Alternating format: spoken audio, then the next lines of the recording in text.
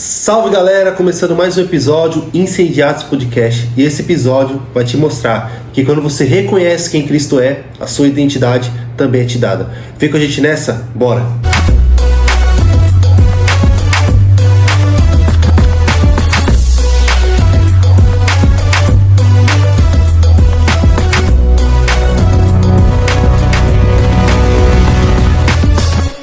É isso aí, meu povo, começamos Incendiados Podcast. Estamos aqui hoje com o nosso irmão Alexander Amaral. Você tá bem, irmão? Tudo bem, graças a Deus. E como é que foi o dia? O dia foi bom, fiquei em casa cuidando de alguns assuntos pessoais com o Senhor, né? Com a Trindade, com Jesus, com o Espírito Santo. E feliz de estar aqui. Obrigado pelo convite. Nós também estamos felizes de te receber aqui. Amém, amém. Isso aqui é uma casa de pão. É isso aí, vamos se alimentar. Deixa eu falar um negócio pra você que chegou nesse vídeo, já é nosso seguidor, tá aqui toda semana, ou você caiu de paraquedas aqui nesse vídeo, faça uma coisa, faça um favor pra gente. Clica no joinha aí embaixo, curte esse vídeo, porque o YouTube entende que o vídeo é relevante, começa a passar pra frente, começa a mandar pra outras pessoas que também vão ser abençoadas com esse conteúdo. Faça mais, comenta aqui embaixo se você tá gostando, se não está gostando, curte, compartilha, manda pra família, pros amigos e bora lá. Porque esse episódio vai engrandecer o seu conhecimento e te abençoar. Amém? Vamos começar pelo começo, né, pastor? Pelo início? Pelo início do começo. Por Gênesis.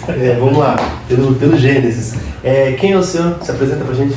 Bom, meu nome é comprido, né? Meu pai foi uma bênção, minha mãe gostou do que ele propôs.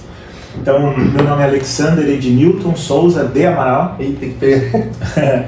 Eu tenho 47 anos. Eu sou casado há 15 anos com a Viviane, minha esposa. Viviane, beijo no teu coração, minha amada. Logo, logo a gente tá junto de novo. Glória a Deus. Eu moro próximo, né? Moro na Zona Sul também, mas sou da Zona Norte. E a gente tem caminhado com Cristo já mais ou menos isso também, há 13 para 14 anos. Tempo do casamento. Tempo do casamento. E é uma história muito louca, né? Porque eu não era cristão. E ela era? Também não. A minha sogra é cristã. Já vai começar assim? Pode começar. A gente aqui vai indo. Cara, eu era espírita. Deus fez uma obra assim tremenda na minha vida. Eu era espírita do candomblé mesmo, de magia. Cresci tocando atabaque na Zona Norte de São Paulo. Era pago por isso. Todo mundo me conhecia muito bem nos terreiros de candomblé lá, tanto que iniciei boa parte da minha família, dos meus primos na verdade, né, nesse tipo de conduta maligna, mas eu não tinha conhecimento de nada. Enfim, e aí foram passando os anos, cheguei a fazer o sangue, meu Deus. Quando lembra. Mas graças ao bom Senhor pelo plano e a obra que Ele tinha sobre minha vida, não cheguei a deixar o meu corpo ser invadido por nenhum espírito do mal, né? Foi mais a questão de adoração mesmo a Satanás. E trabalhando, aí já evoluindo um pouco o papo, né? Trabalhando, certa vez eu conheço minha esposa. Ela foi minha funcionária. E quando eu a vi a primeira vez, só para resumir, né? A história é longa. A história é muito longa. Quando eu vi a primeira vez, algo no meu espírito, hoje eu sei que era algo no meu espírito, disse, eu vou casar com essa menina. Menina, porque na época ela ia fazer 20 anos, né? Era uma moça ainda. E eu cheguei em casa do trabalho e falei, mãe, eu vi uma moça no trabalho hoje, estou apaixonado, vou casar com ela. E a gente está casado até hoje. E nesse contexto eu descobri, conhecendo a minha esposa hoje, a Viviane, que a mãe dela era cristã. Sim. E orava a Deus por um homem de Deus. Aí chega você lá. Um homem de Deus na vida dela. Só que não era um homem de Deus, assim, aparentemente... Pelo menos ainda não. Ainda não. Assim, claro, né? A Bíblia nos ensina lá em Gênesis que nós somos feitos, né? A imagem e semelhança do Senhor, que é a primeira e única identidade, né? Que é a identidade celestial. E depois a gente é colocado no Éden e formado com o pó da terra, né? Mas até então não tinha nenhuma perspectiva espiritual, nada relacionado a Cristo, muito pelo contrário. Toda a minha parentela, ela tem ainda laços muito fortes com o espiritismo. E aí conheci Vivi, né? Se conhecer Vivi para ficar bem com a sogra, vamos num culto, você vai ver como é legal, não sei o que tem. E aí eu vindo aos finais de semana, aceitei o convite, Fui uma vez na igreja, fui 2, fui 3, falei, ó, chega, Já tá bom, né? não vou mais, não vou falar pra sua mãe, porque meu negócio é contigo, mas tá tudo bem. Aí um certo dia, era um domingo, cara, um negócio muito louco aconteceu. Eu tava com ela no quarto, a gente assistia filme ainda na época do Orkut. Faz tempo, MSN. Muito tempo. Veio um quebrantamento na madrugada, mas sabe, uma angústia dentro do peito, assim, uma vontade de chorar. Eu chorei muito. Da meia-noite eu só fui parar de chorar às 3 e pouco da manhã, para falar para minha esposa o seguinte: eu quero ir para a igreja, quero ir lá para a igreja da sua mãe, onde sua mãe congrega, onde sua mãe me levou lá. Ela, não, mas é muito cedo. Eu falei, não tem problema. E o culto começava às 7 horas da manhã. Cedo, hein? Cedo. Há muitos anos atrás começava às 7 horas da manhã. Só sei que quando eu disse isso pra ela, foi passando o tempo, eu fiquei mais angustiado ainda, com uma vontade de chorar. Aí eu fui pro banho. Nessa que eu fui pro banho, alguma coisa continuava, aí já não era mais só angústia, era uma agonia queimando dentro do peito, sabe? É igual aquela canção do Rodrigo Saz, não sei se você já ouviu falar, Bem Ali, que fala sobre Gênesis, que ele tem saudade do jardim, que ele tem saudade de alguma coisa, mas ele não sabe o que é. Parecido com aquela do Baruch, né? Jardim da Inocência. Por lá, aí. Mais ou menos. Se vocês puderem, procurem no Google, digita lá Bem Ali do Saz. Que fala sobre o jardim, né? Quando Deus vinha, num período da tarde, na visitação. O encontro diário ali de Deus com o homem, né? Exato. E aí era tipo uma saudade, mas eu não sabia de quem era e do que era. A única coisa que me veio foi assim, vamos pra igreja. Então eu cheguei lá, era 6h45, eu já estava na porta da igreja fechada. 6h30 eu já estava na porta da igreja com a Vivi. Nesse dia, eu entrei na igreja com a Viviane, ela era minha namorada. O que foi ministrado lá foi Gênesis 12, quando Deus disse para Abraão sair da parentela e ir para a terra. Naquele dia eu aceitei Jesus. Glória a Deus. Minha esposa também aceitou Jesus no mesmo dia. 4 meses depois, já tinha entregado a vida para Jesus. Eu e minha esposa no mesmo dia também, nos batizamos no mesmo dia. Nosso casamento era para dezembro, estava tudo organizado. E aí Deus fez uma reviravolta, nós casamos em setembro. E desde então eu nunca mais saí da presença do Senhor. E aí o Senhor foi rompendo laços, né? Foi quebrando as cadeias. Libertação, né? Libertação. Eu consegui ganhar minha mãe para Jesus, meu pai para Jesus. Minha mãe é uma teóloga hoje. Aí, glória a Deus. Congrega. Eu sempre esqueço o nome da igreja dela. Tem uns desenhinhos, é que eu não sou bom. Quadrangular do Evangelho. Quadrangular do Evangelho. Igreja do Evangelho Quadrangular. É isso aí. Meu pai e minha mãe se congregam. Qual que era a igreja da sua sogra? Paz e Vida. Paz e Vida. Paz e Vida. Eu me converti na Paz e Vida. Eu pergunto porque quase a humanidade inteira ou se converteu na Assembleia ou na Quadrangular, né? Aí raras as exceções que vai em volta. Sim. Mas a Assembleia, praticamente todo mundo tem uma passagemzinha por lá, Quadrangular também. Eu nasci na Paz e Vida. Eu aprendi muita coisa nesse ministério. A Paz e Vida é dividida, né? Então tem o Ministério Paz e Vida, que é do Juan Ribe, e tem o Paz e Vida Ministério Zona Sul, que é do Ideraldo Palharim. Eu não sabia. Uma é mais para a Zona Norte, outra para a Zona Sul. Sim. Então como eu estava aqui já na Zona Sul, eu fiquei para esse lado aqui da Zona Sul. E ali a gente começou a viver da eclésia, a conhecer mais. Conhecer Jesus, se envolver com a igreja, com tudo isso, com o sistema. Como é que foi o início da caminhada? Qual foram os textos que falaram mais com você, assim, tirando Gênesis 12 lá de Abraão e tudo mais? Então, quando a gente tem fome, e eu não sabia a fome do que eu tinha, eu não Só sabia. Tinha fome, né? Aquela angústia se traduziu por um espaço que estava completamente vazio dentro de mim. E esse espaço no homem nada pode preencher. Tem o tamanho exato daquele. Eu amo a minha esposa, mas independente de eu amá-la, esse espaço só Cristo será suficiente. E aí tem inúmeros textos. Eu gosto do livro de Gênesis. Gênesis para mim é um livro espetacular. Capítulo 1, capítulo 2, 12 também eu gosto. Eu gosto do Atos dos Apóstolos. Eu gosto do livro de Pedro, eu gosto de Efésios. Inclusive eu vou falar um pouquinho sobre Efésios também, fazendo ali um link com 1 Pedro, tem a ver também com Gênesis no seu capítulo 1. Então foram tantas coisas que foram me atraindo que de fato eu quis me interessar pela pessoa de Cristo. Mesmo estando na igreja, né?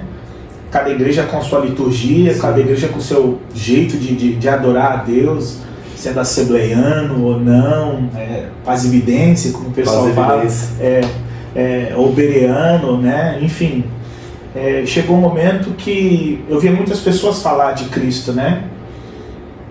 E aí o Espírito dentro de mim começava a falar assim: eu quero que você me conheça. Eu quero que você me conheça. E aí tem aquele texto que está em Mateus, né? Que a gente tem que entrar no nosso quarto, fechar a porta, buscar o teu pai que te vê em secreto, e ele te recompensará. Tem um contexto falando sobre essa recompensa que são riquezas espirituais, né? Não são coisas materiais, né? Terrenos, né? São coisas de depósitos que já estão liberados no céu, né? O livro de Efésios fala muito sobre isso. E aí eu comecei a mergulhar, fui estudar, fui fazer teologia, fui saber mais de Jesus. Cara, e quando você começa a saber de Jesus, amigo, é um negócio muito louco. Ele te puxa para perto, é um amor que não te deixa, é um amor sempre presente. E também foi me levando porque eu fui órfão de pai vivo, né? Então, pai não presente. É um pai não presente. Minha mãe é casada, né? Ela tem um marido, eu chamo ele de pai hoje, que é o Reinaldo. É um grande homem de Deus, que chegou na vida da minha mãe, eu tinha 13 para 14 anos, me ensinou muita coisa, mas essa lacuna até ele chegar, tem um vazio, né? E eu só descobri porque eu me cobrava também sobre questões paternas e tal, não tinha muita referência, porque eu sou o neto mais velho da família, eu fui criado só por mulheres, então não tinha uma referência masculina por escrito. Então eu fui órfão há muito tempo, e ali em Jesus eu descobri também quando Jesus apresenta o Pai que ele tem em Deus, né? Que é o Pai que não abandona. Exato, é o Pai que está sempre ali, né? Que está sempre ali. Tanto que o próprio Jesus fala, né? Meu Deus, por que me desamparaste? Mas ele sabia que o Pai estava presente, que cuidaria dele, né? Que é a figura que Jesus quer nos mostrar, né? Não o Deus que vai julgar, o Deus que a gente vê Jesus no ministério dele o tempo todo orando ao Pai, né? Orando ao Pai, conversando com o Pai. E até na angústia dele ele fala, né? Se possível, passa de mim esse cálice. Exato. Esse texto é incrível, porque Jesus ele fala sobre aspectos humanos, né? Porque ele... Dor, medo. Ele sabe que ele tinha que seguir um propósito. Ele sabe que ele tinha uma missão dada pelo Pai. Mas chega num momento crucial, assim como todos nós. Exato. Fala assim, Senhor, cara, não tô afim de não. Pode ser depois, ou então me poupa dessa. Mas tem coisa que a gente tem que passar na vida. Tem que passar, né? E não tem jeito.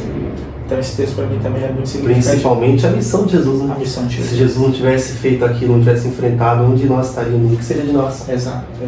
Mas aí esse texto mostra a humanidade de Cristo entrando em ação, né? As dores dele, que ele, a Bíblia fala em Filipenses que ele se fez carne, né? João, e habitou entre nós. Então deixou a sua glória, né? Ele se esvaziou de toda a sua glória. Ele deixou o seu lugar santo, o seu lugar onde ele é adorado, onde ele é reconhecido.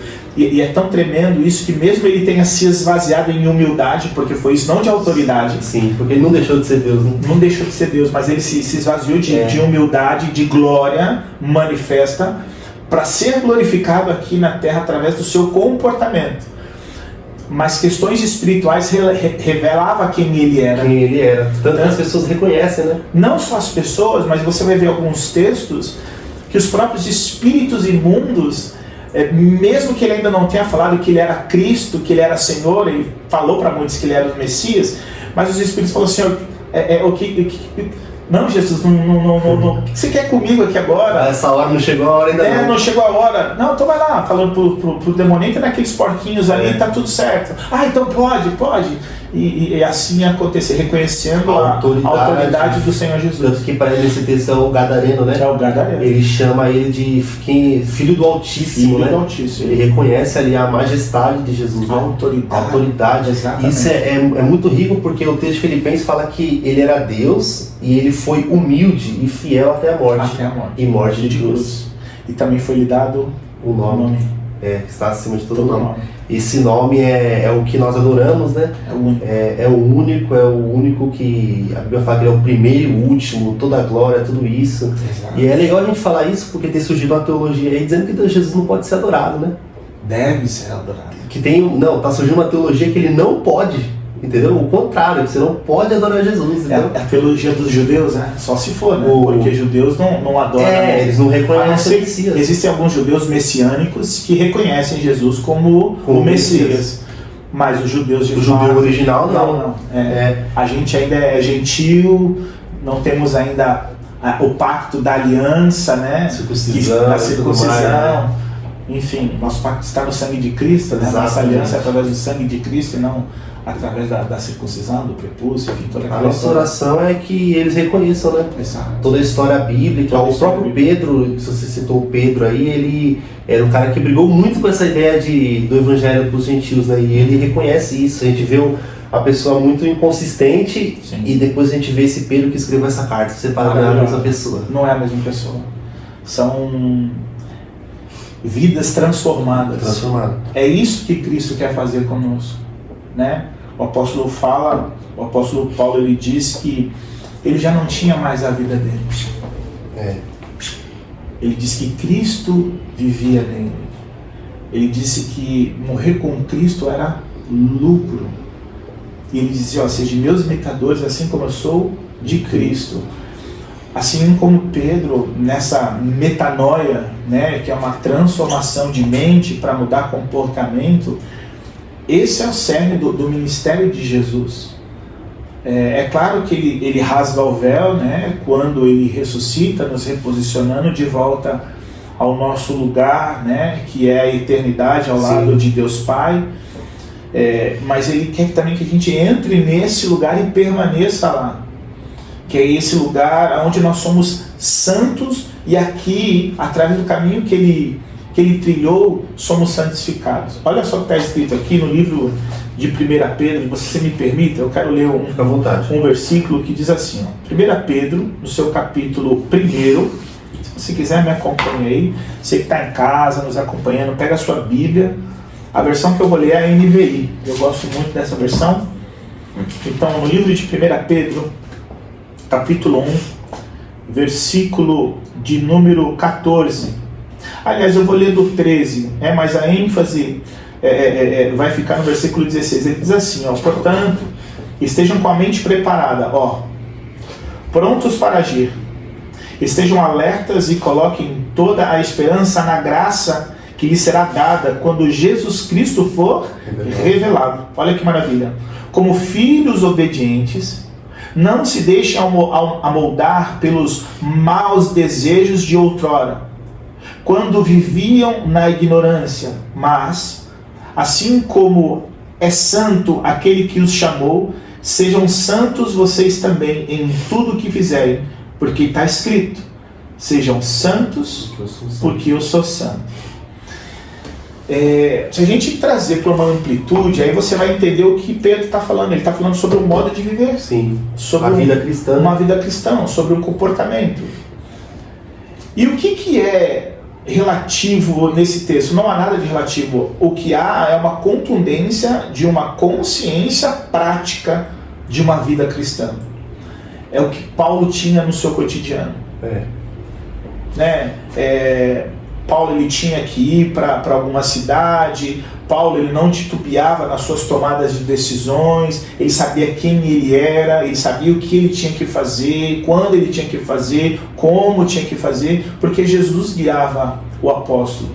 Era o Espírito de Deus encarnado em Jesus. E não só isso, na própria revelação de quem o próprio apóstolo era. De qual era a missão dele, né? Porque ele era um cara perdido. Falando aqui de uma transformação de mente, acerca de uma vida cotidiana santificada.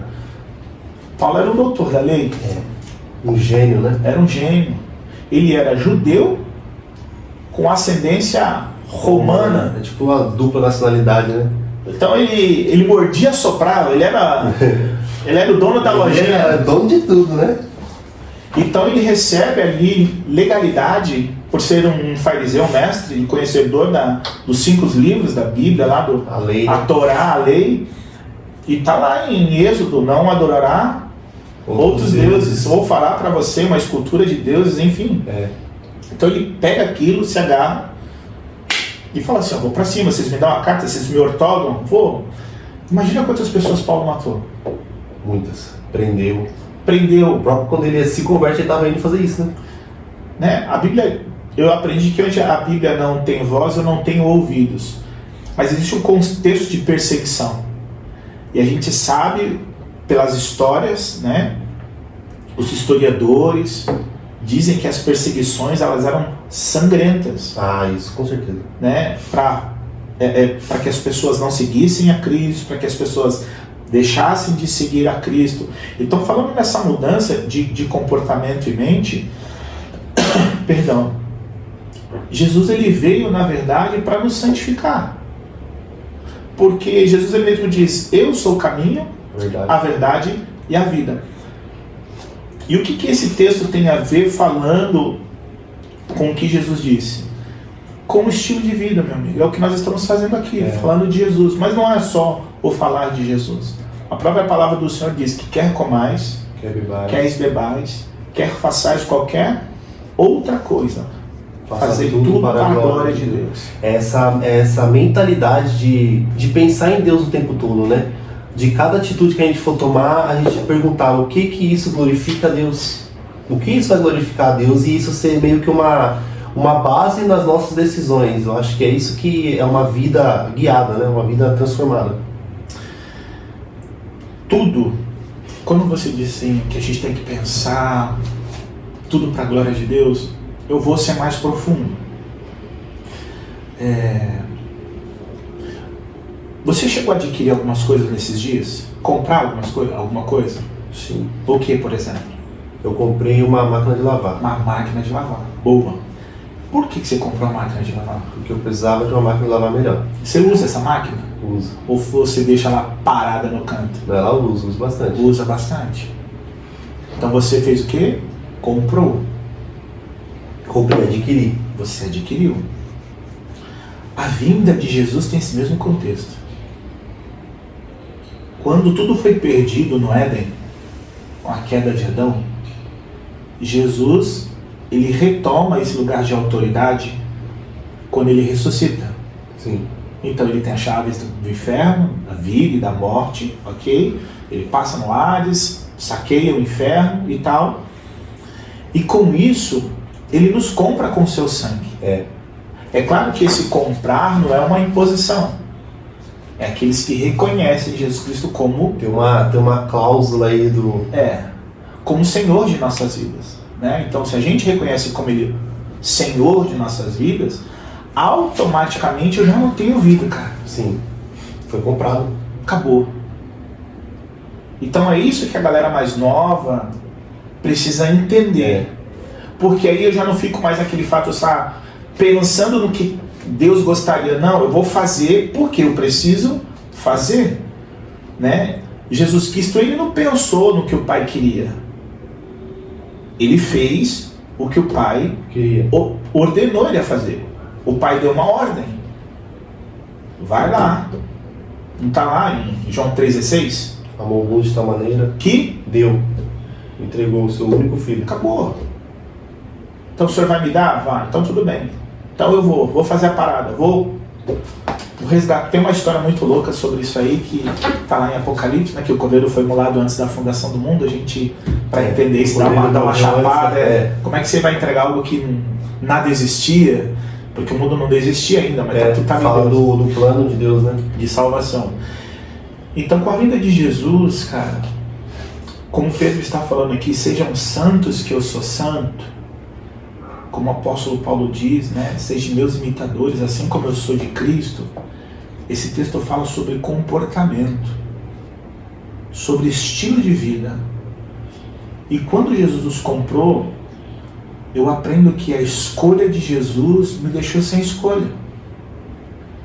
Eu não posso mais fazer a faculdade que eu quero. Eu não posso casar com a mulher que eu acho bonita. Ah, mas é da igreja. Não. Deus já tem algo em Jesus pronto. E se eu ando por esse caminho, eu ando pelos caminhos que o Senhor preparou. E aí, nessa questão de obediência, quem é que preparou o caminho?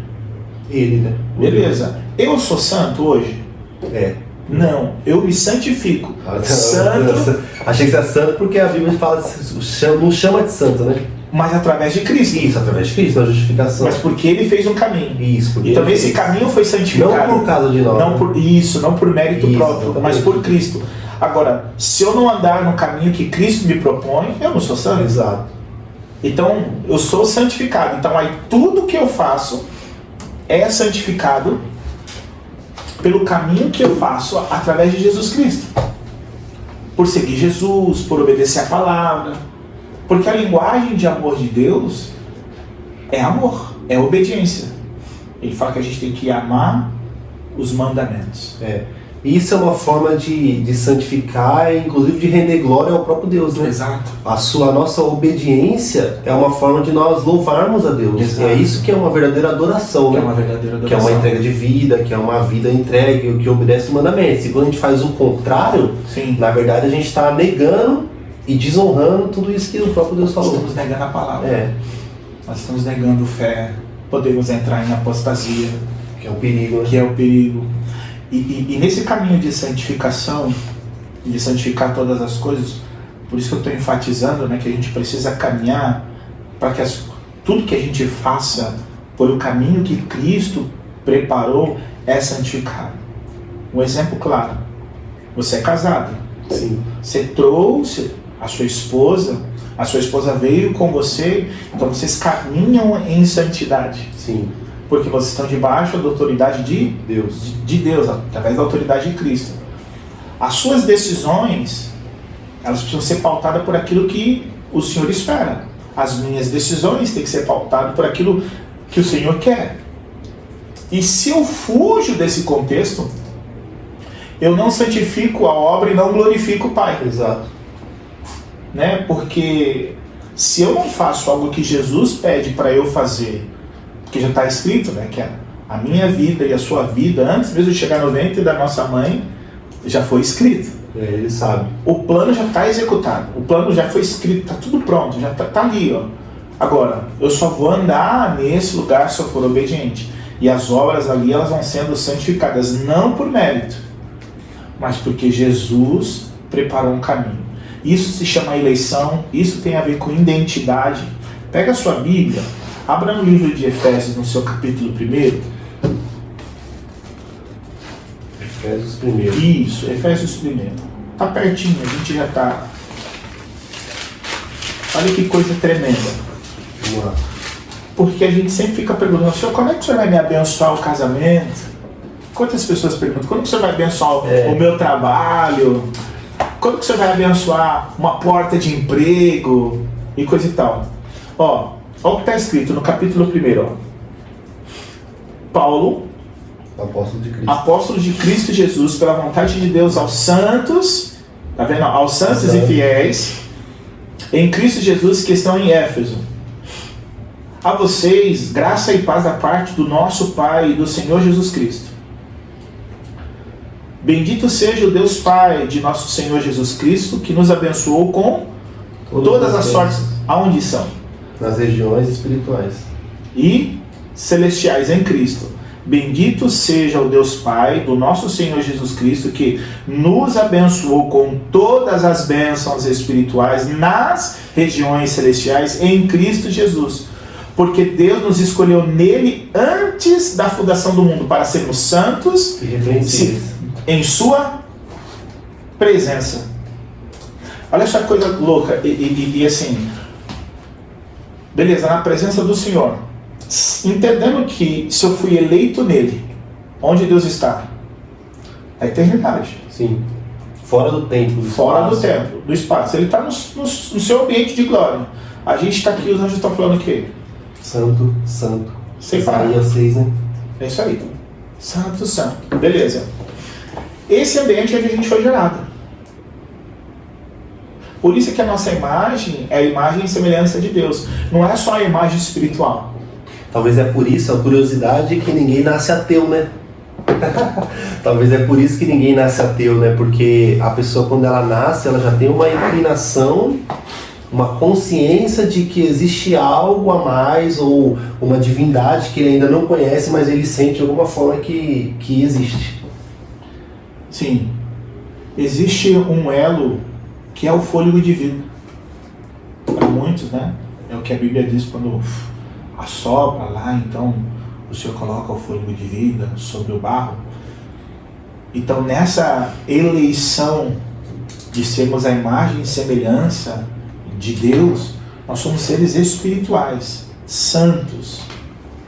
Agora, nós perdemos essa identidade com a queda de Adão. Com o pecado. Né? Então, essas bênçãos aqui de o que eu tenho que fazer, aonde eu tenho que ir, como eu vou falar. Os pormenores, né? Se eu ando nesse caminho que Cristo preparou, porque as bênçãos estão em Cristo, nos lugares celestiais. São bênçãos espirituais, né? Quem preparou o caminho? Ele. Então é só através dele. E aí tudo que eu olha só que coisa louca, ele me dá santificado, porque está no lugar celestial, no lugar mais alto. Então eu vou lá e pego.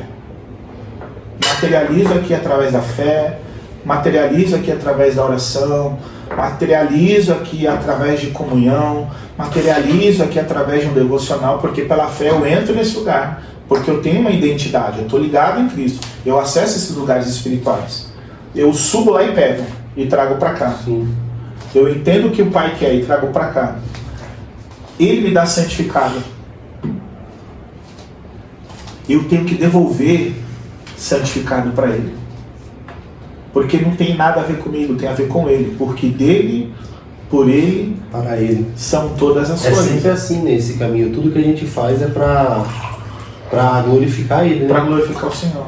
Nunca é a nossa. Nunca Na verdade, o problema da situação é sempre quando a gente se coloca nesse lugar. Né? Exato. Quando a gente começa a pensar, igual a gente deu aqui sobre bênçãos espirituais, quando a gente quer que essas bênçãos aconteçam na nossa vida hoje e agora, e para nós, para o nosso benefício, para a nossa vontade, a gente começa a tirar o lugar de Deus e nos colocar no lugar dele. E aí as coisas começam a dar errado, a gente começa a se frustrar porque as coisas não acontecem. Isso. E a gente vai invertendo aquilo que o Evangelho é, que você citou aí no começo, que é você precisa morrer, você tomar a sua cruz, seguir a Jesus, a sua vida não vale mais nada. E a gente começa a dar valor à nossa vida e tirando o local de Deus. É isso. Essa é a inversão. Essa é a inversão. Então, o que a gente precisa... Quando eu falo a gente precisa...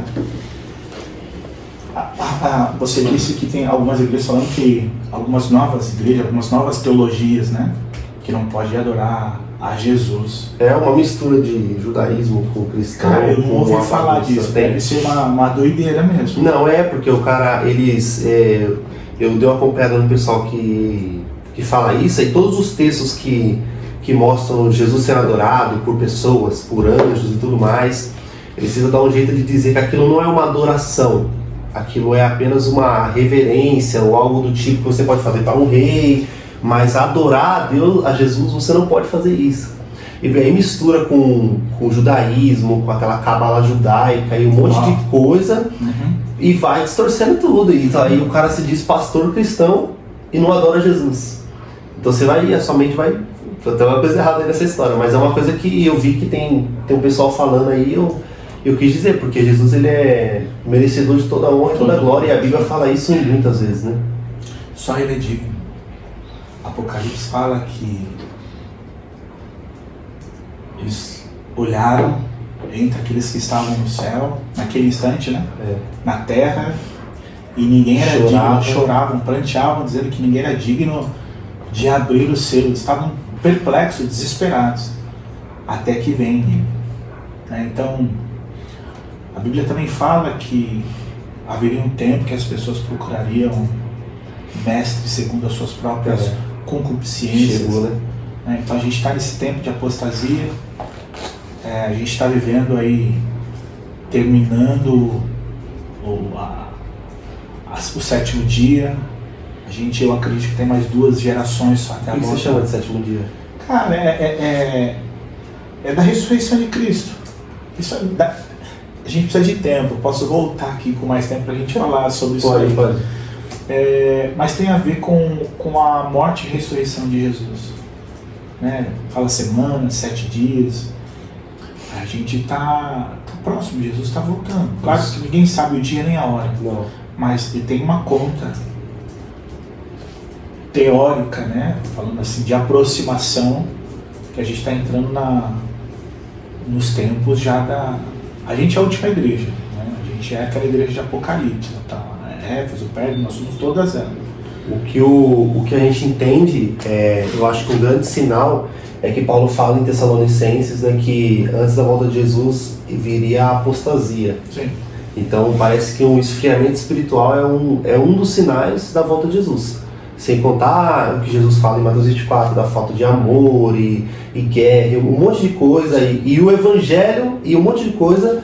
Então esses são os sinais da volta de Jesus, em qual a gente precisa ficar preparado, né? Sim. Porque vai se acirrando o tempo, as teologias distorcidas vão surgindo para bater de frente com a palavra de Deus. Eu citei uma aqui, e são várias, e Paulo alerta isso muitas vezes. Ele fala para Timóteo, né, vão surgir mestres, eles vão ter coceira nos ouvidos pelo verdadeiro evangelho, e a gente vê isso acontecendo, né? Sim. E abre os olhos. Então a gente tá nesse caminho. Muitos aparecerão falando de Jesus, muitos chegarão com adornos e com uma didática, com um pensamento, falando que a Bíblia precisa ser resignificada, coisas do tipo. E eu acredito assim, da forma que Jesus me atraiu para Ele, com um clamor dentro do meu coração, uma voz que gritava, né? Eu não sabia o que era. Existem muitas pessoas que até fazem teologia, procuram entender da Bíblia. O conselho que eu dou, assim como diz a palavra, seja santo porque eu sou santo, que está aqui no versículo 16 de 1 Pedro, né? 1, 14, 15, 16, fala sobre intimidade, cara. Você pode ter o curso que for, você pode ser o letrado que for, você pode ser um cara que tem uma boa oralidade, se não tiver intimidade, você pode ter uma boa hermenêutica para você fazer uma redação, sabe? Mas se você não for íntimo, você vai só citar versículo bíblico, velho.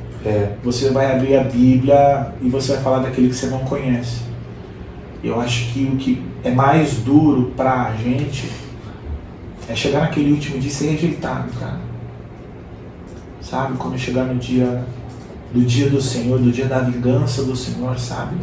Que Ele vai julgar as nações.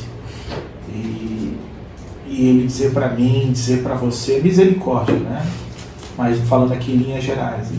Ele falou assim, cara, apartai-vos de mim, porque eu não vos conheço. Falando de conhecer e ter...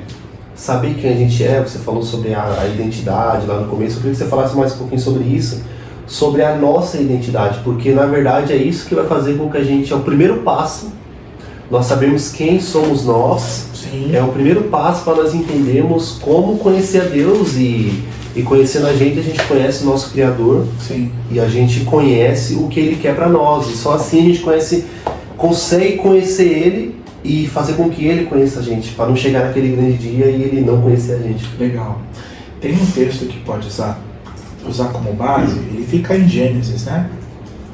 E no seu capítulo 1, tem os versículos 24, diz assim. Eu vou falar do versículo 24, vamos até o 26. O 24 diz assim, ó, e disse Deus, produz a terra seres vivos, de acordo com suas naturezas ou espécies, rebanhos domésticos, animais selvagens, seres vivos da terra, cada um de acordo com a sua espécie. Vamos prestar um pouquinho de atenção aqui. Deus ele vai falando, produza a terra seres vivos. O que ele está dizendo aqui, meu irmão? Ele está dizendo o seguinte, ele está falando assim, ó, com uma voz de autoridade, ó, terra, sabe terra, o barro mesmo? Mandando. Terra, você vai produzir os seres vivos, né? Você vai produzir aí de acordo com as suas espécies, ou seja, gado, tudo que anda sobre a terra, leão e daí por diante. Deixa aí a mente os animais e o espírito, né? Isso, tudo que anda sobre a terra. A palavra do Senhor foi para dizer, a terra produz esses seres vivos, de acordo, né, animais domésticos, de acordo, domésticos e selvagens, de acordo às suas espécies. E a Bíblia diz ali no final que assim foi. Deus fez os animais de acordo com as suas espécies, os rebanhos domésticos de acordo com as suas espécies, e os demais seres vivos de acordo com as suas espécies, e Deus viu que ficou bom. Isso aqui é o versículo de número 25. Então Deus se alegrou daquilo que a terra havia produzido. Versículo 26, Deus disse: façamos o homem à nossa imagem, conforme a nossa semelhança. Domine ele sobre os peixes do mar, sobre as aves do céu, sobre os grandes animais da terra, sobre todos os pequenos animais que se movem rente ao chão. Criou o homem à sua imagem. A imagem de Deus o criou, homem e mulher os criou. Deus os abençoou e disse-lhes: sejam férteis, multipliquem-se, encham a terra, subjuguem a terra, dominem os peixes do mar, sobre as aves do céu, sobre todos os animais que se movem pela terra. Só até aqui. Então vamos lá. Aqui a gente está falando de um momento onde o Senhor tinha acabado de fazer a criação. Sim. Pois, né? Os limiares do céu, da terra, os fundamentos, os mares, as plantas, separou tudo. As estações, colocou ali os governos elementares para a gente se basear entre tempo e estações. Legal. Ali o Senhor ele começa a falar sobre identidade, sobre cada tipo de identidade. A identidade dos animais ela tem a ver com a terra, porque Deus está falando, a terra produza os animais.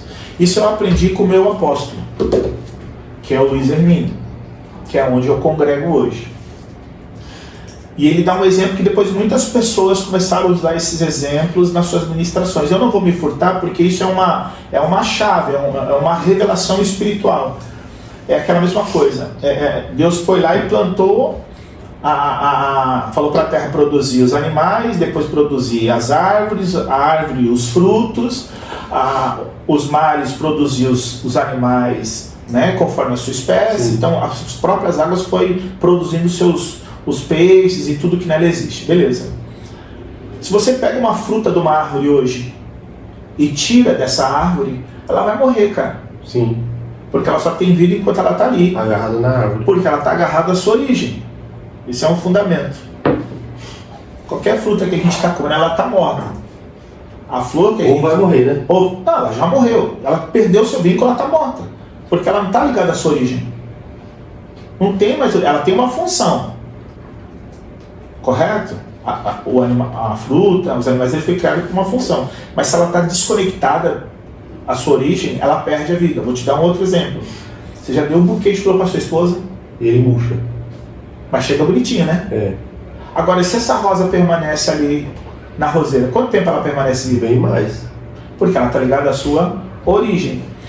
Quando a gente vai no versículo 26, Deus está falando, vamos fazer o homem à nossa imagem. O que Deus é? Deus é pessoa, Deus é ser humano, Deus é energia. Aí vai entrar várias teorias, né? Pra gente, que é cristão, louvado seja Deus, nós sabemos que Ele é espírito e vida, sendo que também Deus é amor. E também é um ser pessoal, né? É um ser. Dentro da sua esfera de movimentação, Ele é um ser trino. Ele é Pai, Ele é Filho. Sim. E Ele é Espírito, né? Mas na sua essência, Ele é um Espírito. Ele se manifesta de diversas formas, mas Ele é Espírito. Jesus mesmo diz isso, né? Vai chegar um tempo que vocês não vão adorar nem em Monte Gerizim, e nem... Mas em Espírito e em verdade. Porque Deus é... Espírito. Jesus está falando. Tem um texto também que fala que Deus é Espírito. Deus é Espírito. Mas pode dar um Google aí, não tem problema não. Eu guardo muita palavra na mente, assim, mas na hora, às vezes, pega as referências, assim. Queima-roupa. Mas Jesus afirma que Deus é Espírito, isso é o que mais importa. Se a gente fica muito preso à teologia, querendo explicar e não se atenta no fundamento. Então Jesus já está falando, que a gente está aqui falando de Jesus, né? A gente veio aqui para falar de Jesus. Jesus nos traz essa identidade. Sim. Porque Deus afirma que vamos fazer. E Deus está falando no plural, cara. Curioso, né? Ele não está falando no singular. Façamos. É como eu tô aqui hoje. Vamos fazer uma entrevista do pastor. Depois eu vou te dar um contato de um amigo que chama pastor Lázaro. Manda aí, vai ser sai pra fora lá. Grande amigo lá do Manancial de Adoração. Deus, ele tá falando assim, cara, o que nós estamos fazendo? Quem eu sou? Ô Lázaro, vamos fazer o ser humano? Mas ele está falando lá em cima, na eternidade. Façamos. Porque o homem não estava na terra ainda, como matéria, como barro. Isso vem no capítulo 2, quando ele forma o homem com o pó da terra. Ele está falando de identidade. Façamos o homem a nossa imagem. Se eu uso a referência dizendo que o que Jesus disse, que Deus é Espírito, esse texto afirma que Deus está nos fazendo como Ele é, santo.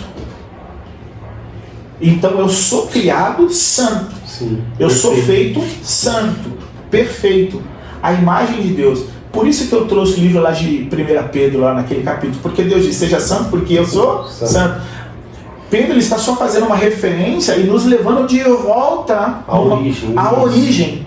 E é na origem que está a nossa identidade. Antes da queda, né? Antes da queda. Às vezes, irmão, as pessoas, elas falam assim, se eu pudesse fazer de novo.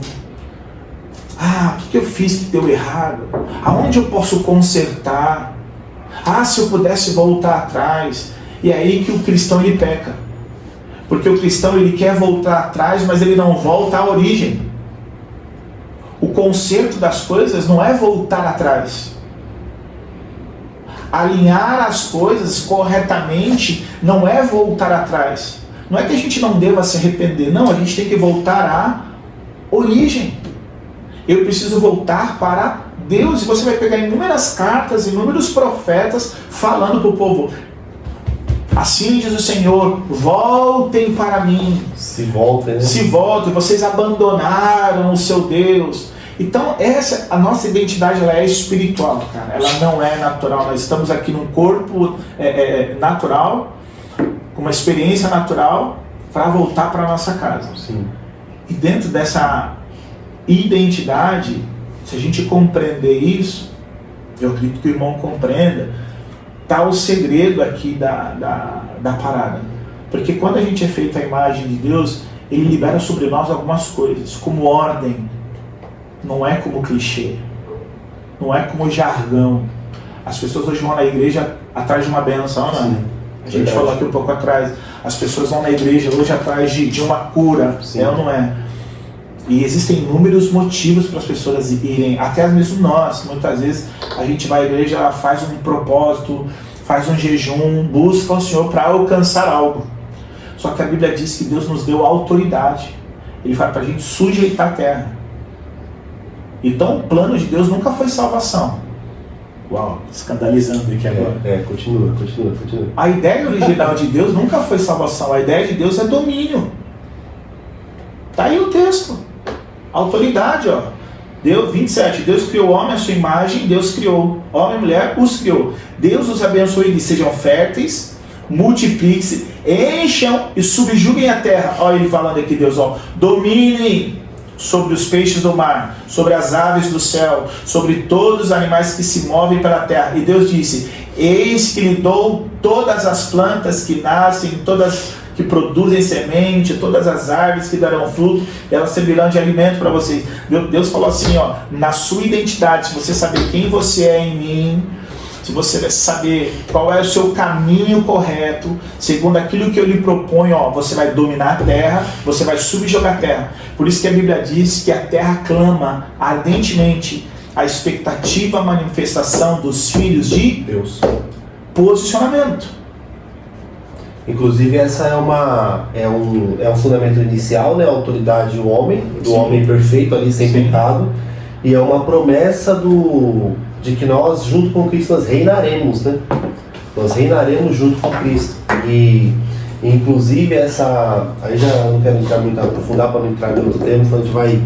Mas já tem a ver com, depois da volta de Jesus, com o milênio, né? O reino milenar. O reino milenar, que fala da restauração da terra e fala que nós vamos governar as nações com vara de ferro junto com Cristo. Então isso já envolve uma autoridade humana reinando juntamente com Jesus ali. É por isso que quando a gente fala sobre teologia, escatologia, tem certas coisas, dá um pano para manga, porque aí vão ter várias interpretações. Porque tem muita coisa que a Bíblia dá poucos detalhes, né? O que eu gosto de fazer, e aí eu aconselho, eu aprendi isso e tenho sido discipulado nessa forma. Não vou dizer que é uma forma correta e uma forma errada. Existe a revelação do Espírito. E a revelação do Espírito, quando ela está em comum acordo, ela é testificada comigo, com você, com qualquer pessoa que está testificada com ele. Não é comigo, mas com ele. Se eu estou caminhando com ele, isso vai ser testificado em todos. O que eu quero dizer com isso? Como a ideia de Deus nunca foi salvação e sim governo,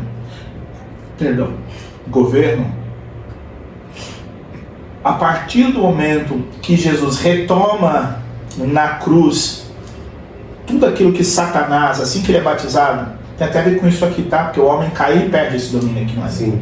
Ele caiu aqui no Éden, ele perdeu esse domínio. Quando Jesus ele é levado pelo Espírito ao deserto, ele tem ali um confronto crucial. Satanás usa não só da palavra, mas de tudo que ele retirou do homem, Adão, cair do governo da terra, e oferece a Jesus. Jesus, quando ele ressuscita, ele toma de volta esse governo. Então eu também hoje, porque o reino dos céus está aqui agora. Sim. Manifestado através de Cristo. Não só de forma espiritual, mas de forma física também. Porque hoje você é um sacerdote. Ele diz que nos fez reis e sacerdotes, certo? Pedro fala isso também. Perfeito. Então eu represento. Dentro da teocracia, da questão de Deus lá, eu sou um representante do Senhor aqui na terra. Governo. Agora, se as pessoas não obedecem, se as pessoas não andam por aquilo que querem, não tem governo. Governar com Cristo, a gente pode ter dois momentos. A gente pode ter aqui na terra e também na eternidade. Por que na eternidade? A Bíblia diz que aquele que vencer vai se assentar com ele no trono. O trono fala sobre o quê? Autoridade. Governo. Só assenta no trono quem governa. Então ele fala, o que vencer.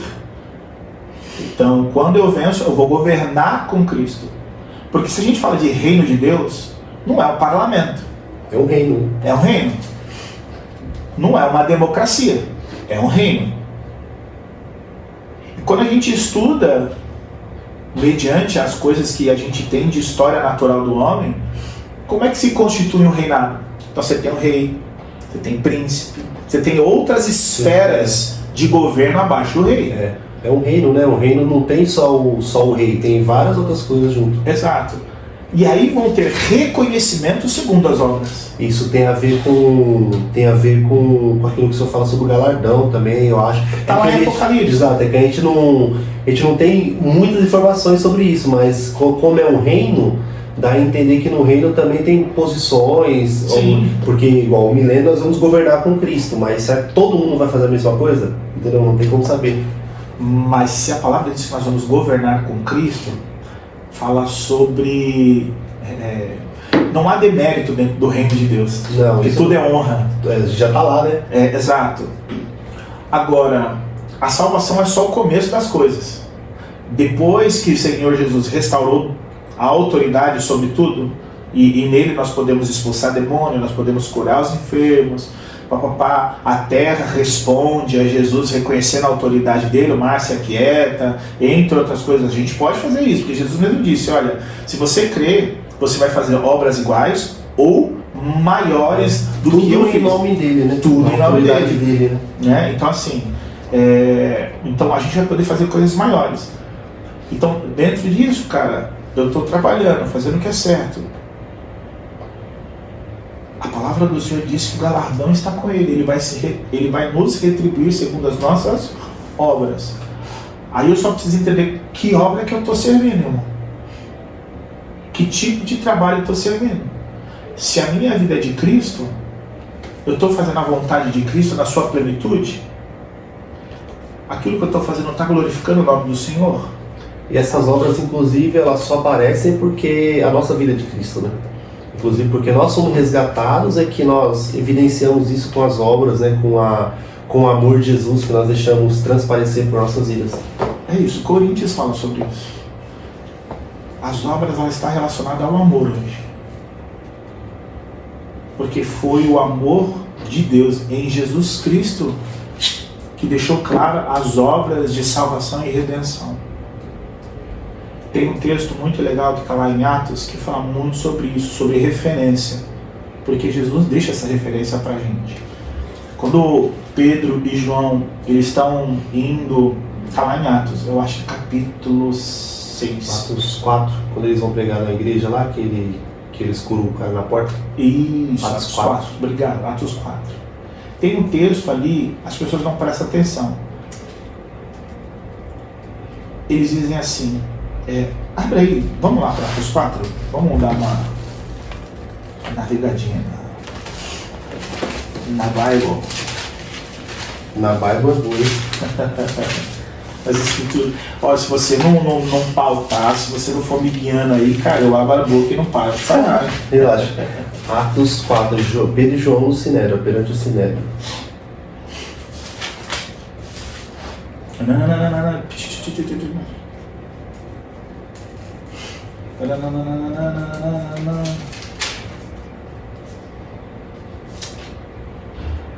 Se você quer falar da cura, é no 3.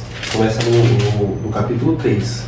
No 4, eles já estão sendo interrogados por causa da cura. Não, mas é isso aí mesmo, é no 3. É isso aí, ó. Vamos lá. Certo dia, Pedro e João, 3:1. Pedro e João estavam subindo ao templo da hora nona, na hora da oração, às 3 horas da tarde. Estavam sendo levados à porta do templo, chamado Formosa. Ali uma aleijada de nascença, que era colocado todos os dias para lhe pedir esmolas aos que estavam no templo. Vendo Pedro e João que iam no pátio do templo, pediu-lhe esmola. Pedro e João olharam bem para ele, então Pedro disse, olhem para nós. Olha que coisa maravilhosa. Por que Pedro e João disse olhem para nós? Qual é o entendimento que você tem aqui sobre olhem para nós? Falando de obras de amor, mas é claro que está falando sobre uma autoridade, porque há 2 capítulos antes aqui havia uma promessa que se cumpriu, né, sobre o Espírito Santo, que eles iam fazer, iam curar e coisa e tal. Quando Pedro e João eles falam assim, olha para nós, ele não está falando sobre coisas substanciais, sobre coisas materiais, porque eles não tinham nada para dar. Eu não tenho nada para dar para você no seu amor de Cristo.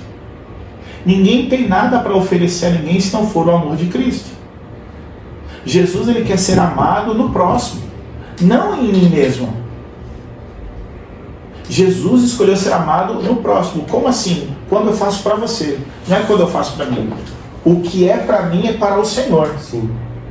O que é para você é para Cristo. A minha vida é para o Senhor, mas o que eu faço para você, eu transfiro amor. Está falando sobre inspiração, sobre referência. Então, eles estão dizendo aqui, ó, olhem para mim.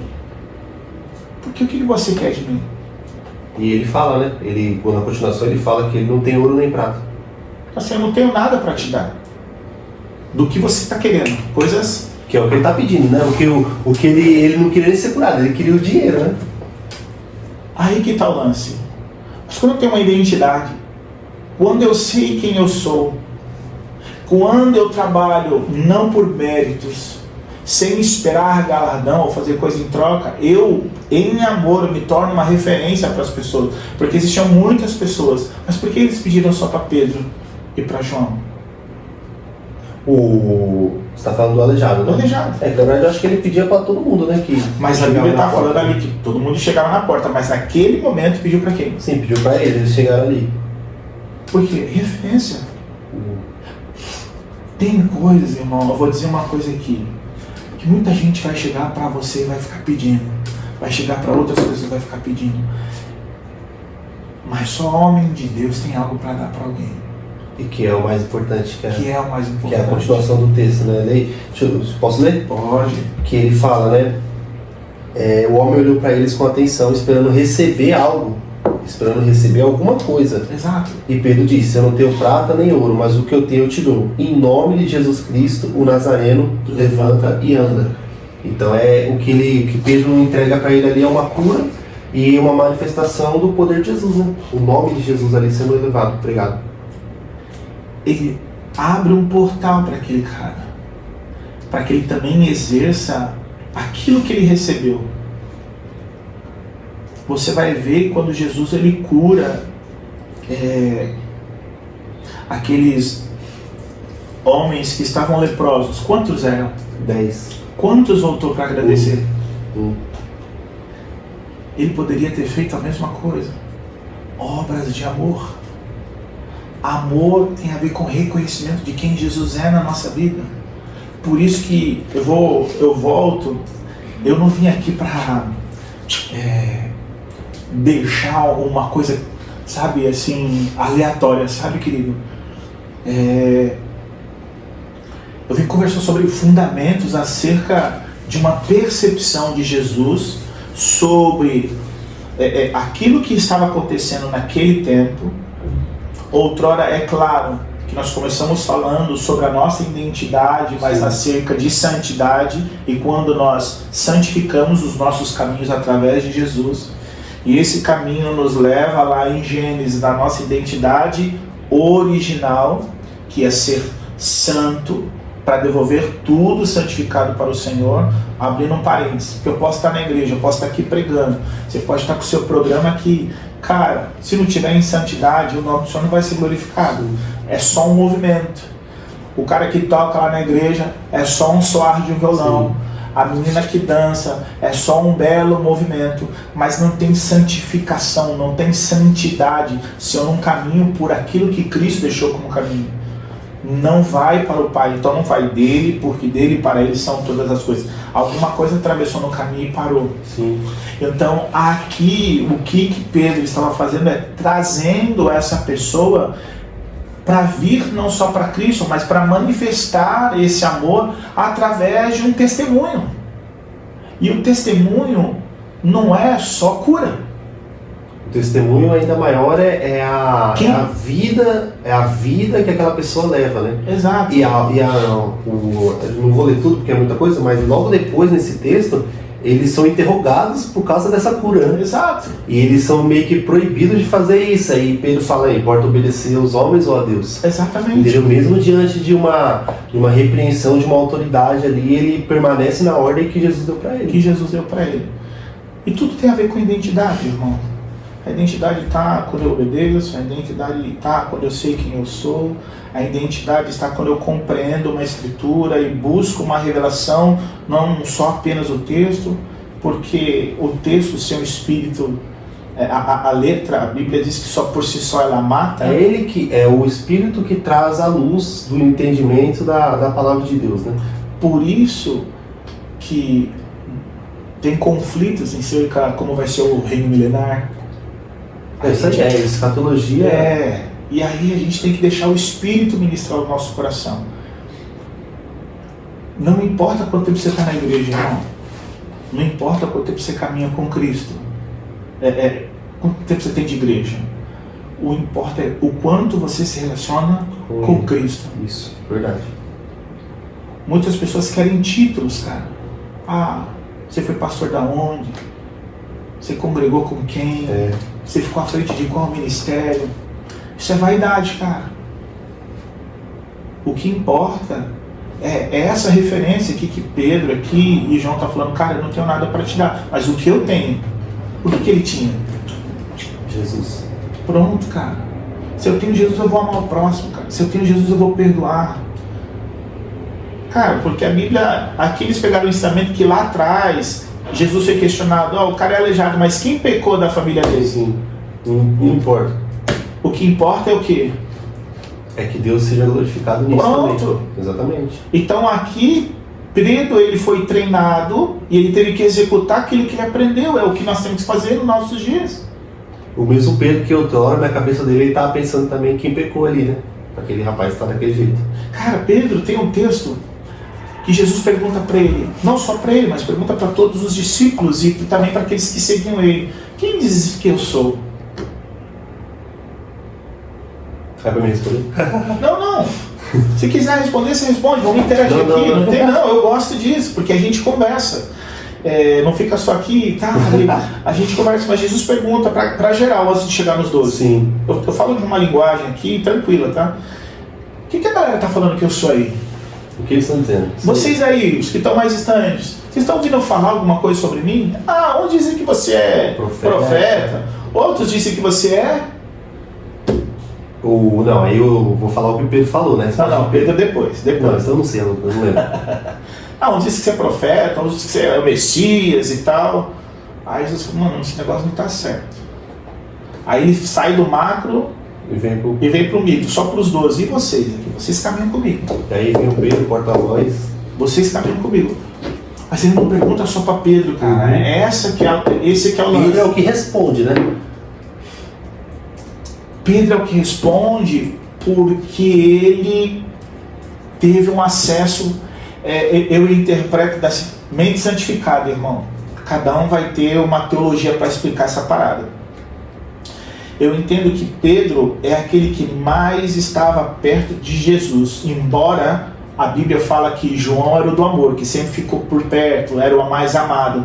Mas para mim, Pedro é o cara que, ele ficava ali no detalhe, olhando para Jesus o tempo todo, aprendendo. Quando Jesus dava uma escorregada, era homem, né? Quando Jesus piscava, ele queria entender. É que Pedro ele era mais, aparentemente mais explosivo e mais reativo, né? Parece que ele sempre era o primeiro a tomar uma decisão. A gente vê que próximo de Jesus tinha 3, né? Sim. Pedro, Tiago e João, que eles estavam o tempo todo ali juntos. Mas parece que toda vez que eles vão falar, ou ele vai falar pelos 12 ali, é sempre o Pedro que toma essa posição. Beleza. Aí, tá dando concordância para aquilo que eu tava falando com você. Pedro tinha interesse. Sim. E para esse tipo de revelação, que é o que a gente vai falar aqui agora, mais do que João. Mais do que o outro. Por quê? Porque quando Jesus chamou os 12, ele pergunta para todos, ele não pergunta só para Pedro, ele fala assim, vocês, quem vocês dizem que eu sou? A própria palavra do Senhor, ela fala assim, que Pedro diz, Senhor, tu és o Cristo. Cara, tu está falando de algo que já havia sido glorificado, que já havia sido ressuscitado, porque até então ali era Jesus, o filho de José. Ele não tinha sido glorificado e ainda. O Jesus fala que quem revelou isso a ele foi o Espírito, né? Foi o Pai. Né? Bendito és tu, Pedro. Que também agora você não... Bendito és tu, Simão. Mas para mim, tu és Pedro. E sobre esta pedra eu edificarei a minha igreja. Olha só que coisa maluca. Quando eu sei quem Cristo é, quando eu tenho uma revelação clara de quem Cristo é, e essa revelação é aquilo que a gente está falando aqui agora, ela nunca vai vir, querido, ela nunca vai vir só pelo texto. Ela tem que vir na leitura do texto, porque é o fundamento, é a palavra, mas principalmente por uma revelação do Espírito. É porque é ele que vai fazer a gente compreender. Exato. Mas ali quem revela a Pedro é o Pai. Porque Jesus diz, bendito, porque não fosse carne nem... Mas foi o próprio Pai que está nos céus que te revelou. Quem sou eu? E por isso, Pedro, eu te dou a chave de Davi. E o que você ligar na terra será ligado no céu. Falando de autoridade, cara. Pum. Estou te dando a chave de Davi. E tem outra coisa. Vou colocar mais aqui algumas coisas mais substanciais. Cara, e a porta do inferno não prevalecerá contra a igreja de Cristo. Contra a igreja. Eu acho que falar de identidade é sempre muito rico, muito válido, porque é o que a gente precisa entender no princípio, cara. Tudo que a gente parte, tudo que a gente conversa aqui, se não partir do princípio, que é a identidade de nós conhecemos a Deus, Sim. isso vai ficando meio desconexo na vida cristã. Sim. Eu queria, para a gente finalizar isso aqui, a gente comentasse sobre um texto que eu acho que ele revela ainda mais profundamente a nossa identidade. Ele fala o seguinte, que a todos aqueles que crerem em Jesus, é dado a esse o poder de ser chamado Filho de Deus. E eu acho que essa é uma identidade vinda do céu e que falta a gente entender realmente quem nós somos. Eu queria que a gente finalizasse comentando isso aí um pouquinho mais, aprofundar um pouquinho esse filho aí. Tem só eu acho que dá tempo, deixa eu só concluir Conclua, acerca de Pedro fala sobre posicionamento, sobre identidade. Pedro, ele se reconheceu quando ele descobriu quem Cristo é, quem Jesus é. Quando ele reconhece quem Cristo é, ele se reconhece, sim, porque ele deixa de ser Simão e se torna Pedro. Beleza? Passa um pouco tempo depois, nesse mesmo texto, um pouco mais à frente, Jesus fala para eles ali que ele precisa ir para Jerusalém, que ele tinha que morrer. Pedro fala assim, não, cara, faz isso não, você tá maluco? Voltou tudo. Olha nós aqui, o que Jesus fala para ele? Para trás de mim, Satanás. Eu tenho que permanecer no lugar da minha identidade. Satanás, ele quer ocupar espaços vazios, cara. Se eu não assumo minha identidade, ele coloca uma identidade em mim. Sim. Beleza? Agora, sobre o que você quer que a gente finalize, senão a gente fica aí até tarde. Pra mim não tem problema não. Eu não tô olhando pra vocês aí, viu, querido? Porque a gente tá aqui numa conversa. Exatamente. Eles não vão ficar com ciúme, não. Eles não vão ficar com ciúme, não. Não vão não, né? Não, eles vão ficar, olha pra mim, olha pra mim. Cara, porque Jesus, ele é o único caminho que nos devolve essa identidade. Quando a gente olha para esse mesmo texto, a qual a gente narrou sem abrir a Bíblia ou buscar tecnicamente a referência e tal, Jesus faz um convite. Então perceba que o caminho e o meio sempre é Cristo. Sempre. E sempre é através da fé para a gente entender a nossa real identidade. Se a gente não acreditar, cara, que Jesus saiu da sua glória e veio para cá para preparar um caminho para a gente voltar e antes de voltar para lá ser treinado para a eternidade, porque aqui é um treinamento. Sim, cara. Um ensaio. É um treinamento. Esse tempo passageiro aqui é para a gente ser moldado para voltar para casa. E isso é só por fé, cara. Não tem uma outra explicação. O que é fé que está lá em Hebreus? É o firme fundamento das coisas que não se vê, mas se espera. Sim. Então, cara, eu não vejo. E o próprio Jesus disse que feliz é aquele que nunca me viu e creu. Então essa questão de identidade, cara, ela só é revelada quando eu reconheço Cristo. E isso é o ponto fundamental. Eu preciso reconhecer que Cristo é Filho de Deus. Quando eu reconheço que Cristo é Filho de Deus, eu me relaciono com Ele. E Ele vai me revelando quem eu sou. Sim, automático. Na hora que você reconhece quem Ele é, você reconhece a sua posição. Né? Profeta, ele foi levado aos céus. Acho que foi o profeta Ezequiel. O Elias. Profeta, não. Que foi arrebatado? Foi Elias. Foi Elias? Obrigado. Elias. E aí ele diz ali que... É Elias, irmão? É Elias. Que Elias foi arrebatado, que Eliseu viu ele subindo lá no meio. Não. Ou Enoque, né? Não. Até que foi colocado Atenas na boca dele. Aí está falando Isaías. É uma visão, na verdade, né, que ele teve. Que ele foi levado... Perdoe, viu, gente?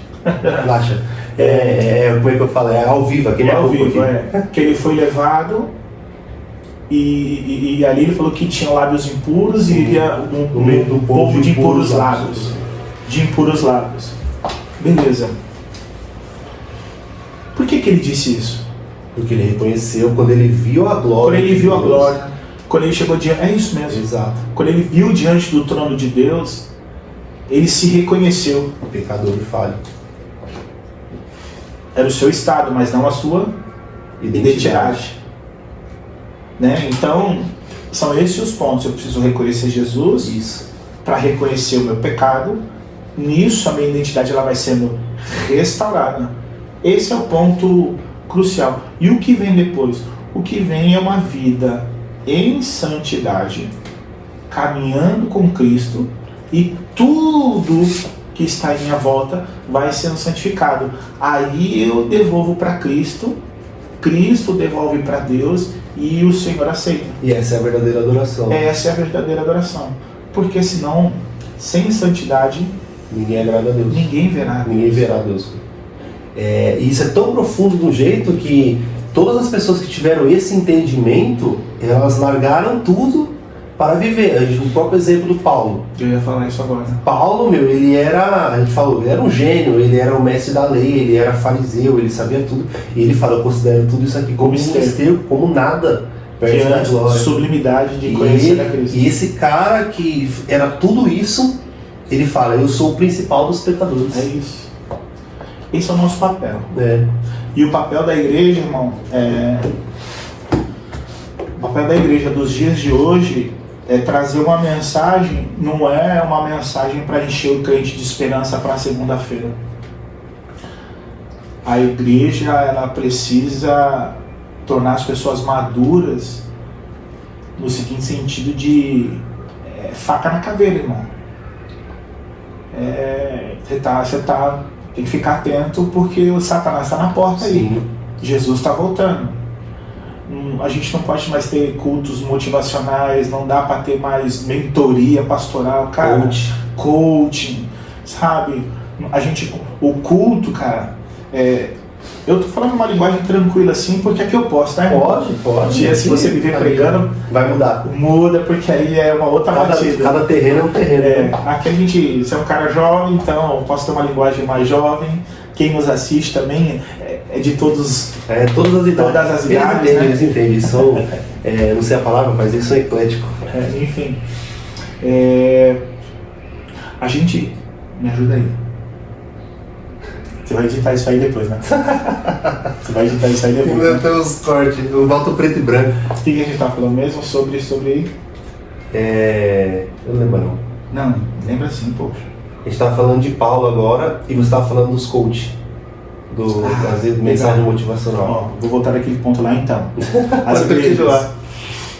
Cara, então, as igrejas, elas não podem ministrar palavras de cunho emocionais sobre vitória, sobre ser feliz, sobre sucesso. A igreja ela tem que preparar a noiva para se encontrar com Cristo, cara. E a mensagem que nós devemos pregar é a mensagem da cruz, não é as bênçãos da cruz, mas é o que a cruz faz conosco quando eu reconheço o que aconteceu com Cristo por aquilo que devia ter sido feito comigo. Sim. Então aí é faca na caveira, irmão. Não dá para ter culto do avivamento. O culto é para Deus, né, cara? Cara, avivamento é quando eu vou para a igreja, a palavra me confronta e aí eu percebo que eu preciso mudar, que eu preciso mudar o meu comportamento. E aí, para a gente encerrar, e nessa mudança de comportamento eu preciso ser radical comigo. Verdade. Eu preguei ontem eu preguei na minha igreja, inclusive, eu falei sobre isso. E amoroso com o próximo. Eu preguei exatamente isso, eu falei, esse sentimento triste que você sente durante a pregação é um bom sinal, porque se essa pregação te confronta a ponto de você se entristecer porque você não está de acordo, isso é um bom sinal, porque só existe arrependimento no ambiente triste. Só existe arrependimento quando você se sente constrangido e você sabe que precisa melhorar. É isso aí. Então a mensagem de Jesus faz isso com a gente, traz aquela tristeza de que, eu não sou quem eu achava que eu era, eu não sou santo como eu achava que eu era. E ao mesmo tempo ela traz a solução, que é a crença em Jesus, né? É isso aí. Eu acho que isso é a mensagem do Evangelho, cara. É o que nós precisamos pregar e as igrejas precisam ter como pauta principal, porque é isso que converte. É a exortação, cara. É o confronto de que nós estamos errados e só Jesus pode nos alinhar, só Jesus pode nos salvar, só Jesus pode nos conduzir, sabendo quem eu sou, qual é a influência da identidade no posicionamento correto, sabendo da minha origem, o que Cristo espera de mim e o que eu faço, se for segundo a vontade, guiada pelo Espírito de Deus. Não vou dizer que eu vou ser bonificado, haverá um galardão, e essas obras elas serão reconhecidas. Sim. Por níveis de autoridade. E aí a gente pode ir um pouquinho mais à frente quando a gente vai falar sobre patentes espirituais, porque existem patentes espirituais, né? A própria palavra fala que quando aquelas pessoas foram expulsar em nome do apóstolo Paulo, Sim. em Os nome filhos lá do cara que esqueceu o nome. Tá vendo? Todo mundo esquece um pouquinho. Ele falou assim, Paulo eu sei quem é, Pedro também, E você? e você? Tá falando sobre níveis de autoridade, né? Então, conforme a gente caminha exercendo um relacionamento, a gente chega nesses lugares. E lá a gente vai ser abençoado por Cristo com o seu galardão. E aí a gente lembra das bênçãos de Efésios que a gente leu, né? Bênçãos celestiais. Essas bênçãos celestiais são algo que a gente pode manifestar aqui na Terra. É algo que já está pronto. Eu acho que vai ter maiores ainda, que a gente não consegue nem imaginar, né? Mas então, o texto já mesmo diz, todas as bênçãos espirituais nos lugares, são duas fases, né? O Senhor Jesus Cristo nos abençoou com toda a sorte de bênçãos espirituais, ou seja, bênção espiritual. Sim. Porque eu não posso ser abençoado humanamente, cara. Não tem como, porque o ser humano ele é pecador.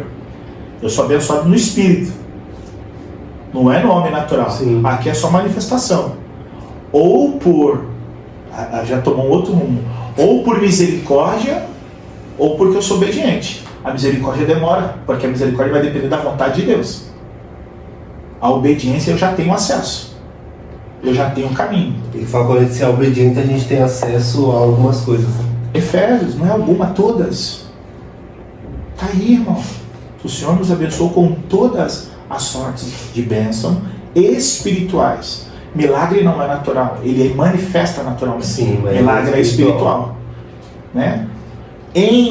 Nas regiões celestiais em Cristo Jesus, porque Cristo, ele reina nas regiões celestiais. Quem governa aqui somos nós, cara. Ou somos nós, ou é o diabo.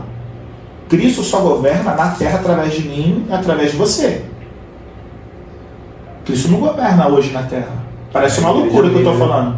Quem governa é que eles estão posicionados com Cristo, pelo Espírito em obediência. Sim. Aí eu vou orar em nome do Senhor Jesus, porque tem uma conexão. Vou botar a mão, vou expulsar. Porque a autoridade vem dele. Porque eu acessei as regiões espirituais. E eu acho que o resumo disso aqui é a parte que a gente falou forte da identidade. E o que eu queria deixar é: reconheça quem é Cristo primeiro. Acabou. É isso, cara. Reconheça quem é Cristo primeiro, que o resto você mesmo vai entender quem é você. E aí começa a caminhada com Jesus. É isso aí. É isso aí. Eu queria te agradecer, cara, por esse momento aqui, por essa conversa. Muito obrigado mesmo por participar com a gente, por falar de Jesus. É sempre bom ouvir de Jesus, nos alimentarmos e poder ainda transmitir isso para as pessoas, porque a gente sabe que só isso pode salvar as pessoas, né? Então, se a gente ama, queremos que elas sejam salvas, é isso que nós podemos fazer. Falar de Jesus e levar essas pessoas para Cristo, esse é o nosso dever. Eu não sou muito bom com mídias, com câmera, então fiquei mais aqui interagindo com o irmão. Tá perfeito, é isso aí. Mas Deus abençoe você, que essa palavra, ou o que você ouviu aqui da nossa conversa, possa edificar a tua casa, cara. Principalmente você. Porque se você não for edificado em Cristo, tudo na casa vai ficar desorientado. É igual a Gênesis 1. No princípio a terra era sem forma e vazia. Deus faz tudo perfeito. Mas existe uma sombra, existe um lado negro que quer destruir aquilo que já está pronto. Efésios. E é só o Espírito de Deus, como estava pairando lá em Gênesis 1, que traz um diagnóstico para que Jesus possa liberar através da sua palavra, que é vida. Então, que a gente venha se alinhar ao Espírito de Deus, porque hoje Ele é o profeta dos nossos dias. Deus levantou homens, Deus levantou mulheres, mas se você se relacionar com o Espírito de Deus, Ele vai ter uma direção para a sua casa, Ele vai ter uma direção para o seu casamento, Ele vai falar para você onde você tem que estudar, ele vai falar para você onde você tem que trabalhar, ele vai te dar estratégias no momento de dificuldade e você vai prevalecer em toda e qualquer circunstância. Eu digo que a gente capota, mas não breca. Capota, mas não breca. O Espírito Santo é desse jeito, a gente mete marcha e vamos para cima, porque tudo nos foi dado em Cristo Jesus. É isso aí. Deus abençoe você e a sua casa. Glória a Deus. Obrigado, meu irmão. Tamo Obrigado junto. mesmo, tamo junto. Amém? Amém. E se Deus quiser, voltaremos aí para falar dos assuntos mais... Pode Você vai convidar. explicar aquela semana lá, que eu não esqueci não. Meu irmão, se você chegou até aqui, curta esse vídeo, você tava esquecendo, tá vendo? Você já ia fechar o vídeo sem curtir. Tem que curtir, Tem né? que curtir o vídeo, Tem que senão o curtir. YouTube não passa pra frente. Então você vai olhar pra baixo que tem um joinha, você clica em cima dele e o YouTube passa esse vídeo pra frente. Curte, comenta, compartilha. E você acabou de ser incendiado pelo amor de Jesus. Um abraço e até a próxima. Fiquem com Deus.